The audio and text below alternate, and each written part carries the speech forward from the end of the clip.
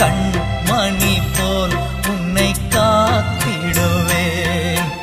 கலங்காதே என் மகளே, கண்மணி போல் உன்னை காத்திடுவேன்.